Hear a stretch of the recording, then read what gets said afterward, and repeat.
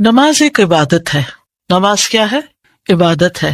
اور عبادت انسان کی تخلیق کا مقصد ہے. اللہ سبحانہ وتعالیٰ نے انسان کو اپنی عبادت کے لیے پیدا کیا ہے. اللہ کی عبادت کرنا اللہ تعالیٰ کو بہت محبوب ہے، اللہ کو راضی کرنے والی چیز ہے. اللہ نے مخلوقات کو یعنی جن و انس کو اسی مقصد کے لیے پیدا کیا ہے. جیسا کہ اللہ تعالیٰ کا ارشاد ہے سورۃ الذاریات میں، وَمَا خَلَقْتُ الْجِنَّ وَالْإِنسَ إِلَّا لِيَعْبُدُونَ، اور میں نے جنوں اور انسانوں کو پیدا نہیں کیا مگر اس لیے کہ وہ میری عبادت کریں. اور یہی مقصد دے کر اس نے تمام رسولوں کو بھیجا ہے. تمام رسولوں کی دعوت کیا تھی؟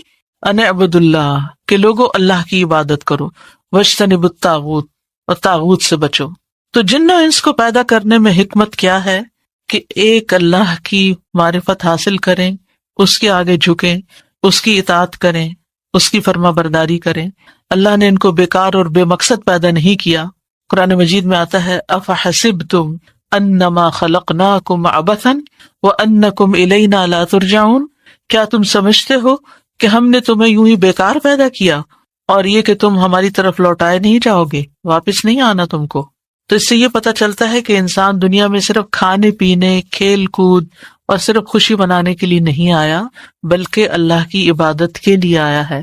اللہ سبحانہ وتعالیٰ فرماتے ہیں وَمَا خَلَقْتُ الْجِنَّ وَالْإِنسَ إِلَّا لِيَعْبُدُونَ مَا أُرِيدُ مِنْهُمْ مِنْ رِزْقٍ وَمَا أُرِيدُ أَنْ يُطْعِمُونَ إِنَّ اللَّهَ هُوَ الرَّزَّاقُ ذُو الْقُوَّةِ الْمَتِينُ.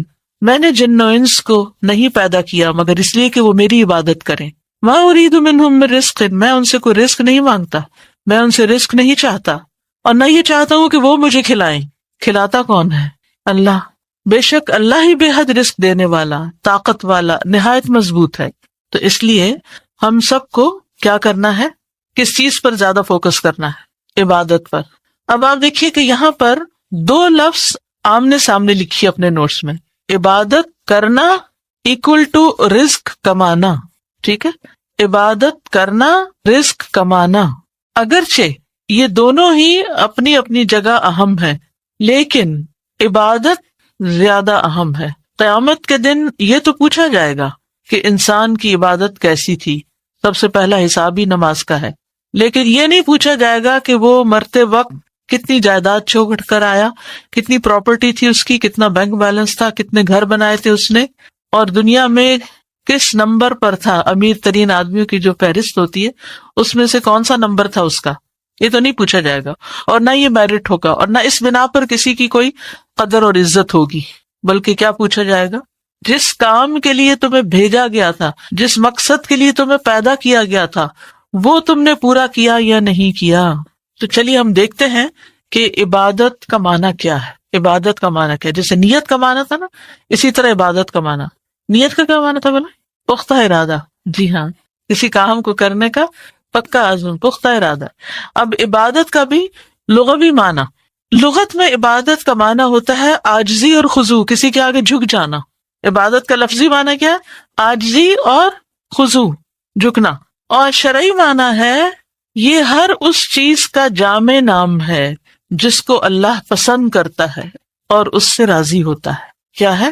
ہر وہ کام جس کو اللہ پسند کرتا ہے اور اس سے راضی ہوتا ہے، خواہ وہ ظاہری یا باطنی اقوال اور افعال میں سے ہو، یعنی خواہ وہ ظاہری عمل ہو یا باطنی ہو، اقوال میں سے ہو یا افعال میں سے ہو، یعنی خواہ دل کی نیتیں یا ارادے ہوں یا زبان سے نکالی ہوئی باتیں ہوں یا پھر باقی اعمال ہوں. ہر وہ چیز جو اللہ پسند کرتا ہے، جس سے وہ راضی ہوتا ہے، چاہے وہ دل کا خیال ہو، چاہے زبان کی بات ہو، اور چاہے ہاتھ یا پاؤں سے کیا ہوا کوئی کام ہو یا باقی اعضاء سے کیا ہوا، آنکھوں سے کیا ہوا، کانوں سے کیا ہوا، ہاتھوں سے کیا ہوا، پاؤں سے کیا ہوا. تو اس میں نمبر 1 دل آ گیا، نمبر 2 زبان آ گئی، اور نمبر 3 پورا جسم آ گیا. سب سے زیادہ امپورٹینس کس کو حاصل ہے؟ دل. نمبر 1 ایک ہی ہے دل جسم میں، نمبر 2 زبان. یہ دونوں مل کے پیر بناتے ہیں. یہ بھی ایک ہے، یہ بھی ایک ہے، اس لیے ان کو الگ الگ اکیلے اکیلے مینشن کیا جاتا ہے کیونکہ ان کے اعمال الگ الگ ہیں. دل کے بھی اعمال ہیں، نیتیں، ارادے، خیالات، سوچے، گمان، اور زبان کے بھی اعمال ہیں، باتیں اچھی بری سب.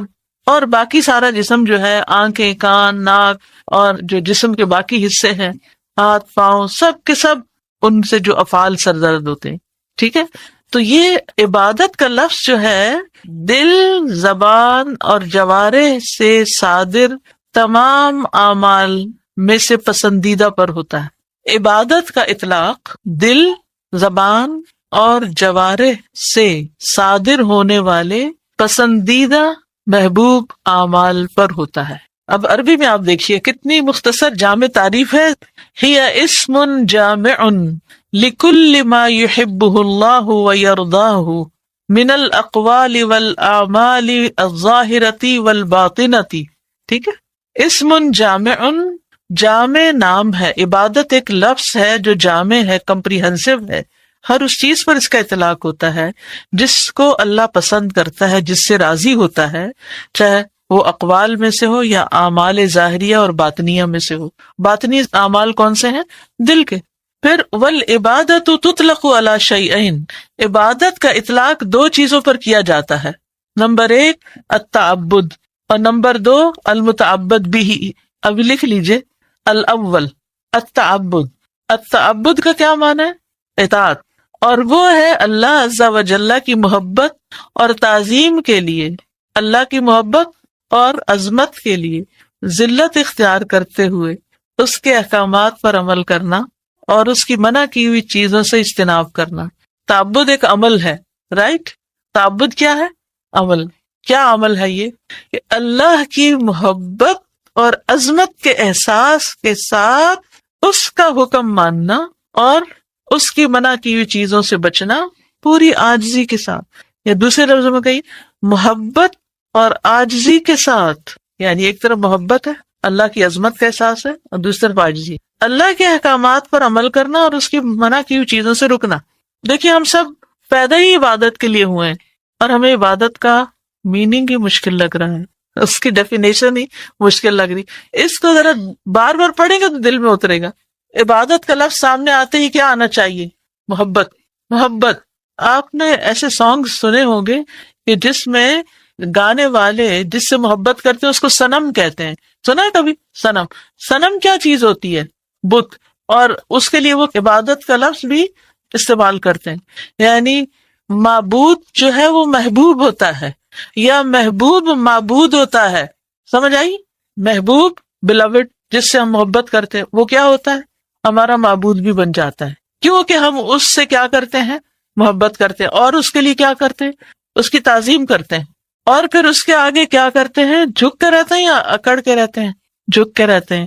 اس کی بات مانتے ہیں یا نہیں مانتے؟ اور جس چیز کو وہ پسند نہیں کرتا پھر ہم بھی کیا کرتے ہیں؟ پسند نہیں کرتے. اب سمجھ آئے؟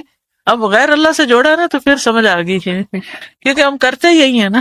تو پھر دیکھیے ڈیفینیشن، یہ پکی کرانی ہے نا آپ کو، یہ کہ ساری زندگی کے لیے چاہیے، یہ صرف اس کورس کے لیے نہیں ہے. تعبد کیا ہے؟ اللہ کے احکامات پر عمل کرنا. کس جذبے کے ساتھ؟ محبت کے ساتھ، عظمت کے احساس کے ساتھ.